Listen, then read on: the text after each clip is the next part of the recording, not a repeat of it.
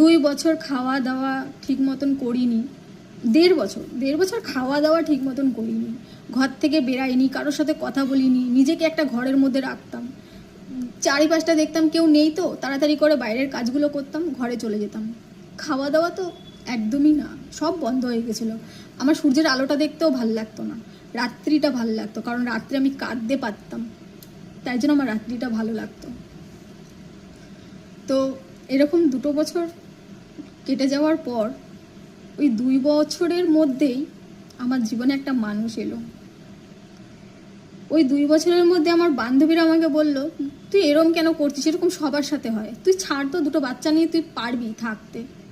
আমার পাড়ার বান্ধবীরা আমাকে সাপোর্ট করেছিল, তুই বেরো, তুই এদিক ওদিক যা, তুই ঠিক সাপোর্ট করতে পারবি, দেখ তুই তোর বাচ্চাদেরকে মানুষ করতে পারবি, আরে এরকম কত হচ্ছে, তুইও পারবি কাজ করে।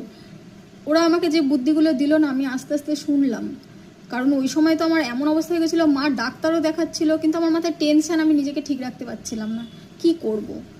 কখনো মনে হচ্ছিলো মরে যাব, কখনো মনে হচ্ছিল যে আমাকে কিছু করতে হবে। মানে আমার মেন্টালিটিটা পুরো খারাপ হয়ে গেছিলো, আত্মরা। আমি রাস্তায় চলছিলাম, কখনো কখনো মনে হচ্ছিলো আমাকে গাড়ি এসে মেরে চেপে দিয়ে যাক।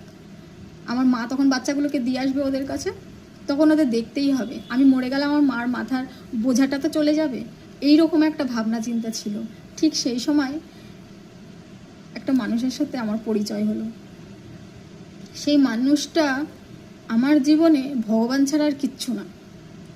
আমাকে মেন্টালি সাপোর্ট থেকে শুরু করে সবভাবে আমাকে সাপোর্ট করেছে।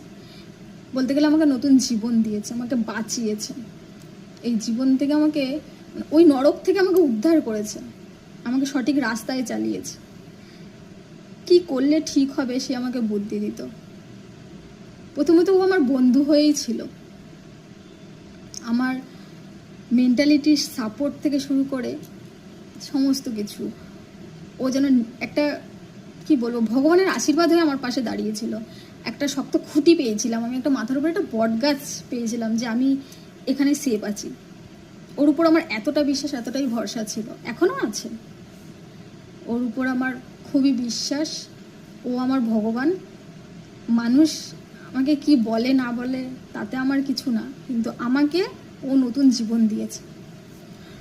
আমি এমন কোনো কাজ নেই যে করিনি, এমন কোনো কাজ নেই। কারণ আমি তখন নিজের কথা ভাবছিলাম না, আমি তখন আমার বাচ্চার কথা ভাবছিলাম। কারণ আমার বাবা মারা যাওয়ার পর অফিস থেকে যে কটা টাকা পেয়েছিল, আমার মার ভবিষ্যতের জন্য আমি সেটা সঞ্চয় করে মার নামে ফিক্সড করে রেখে দিয়েছিলাম।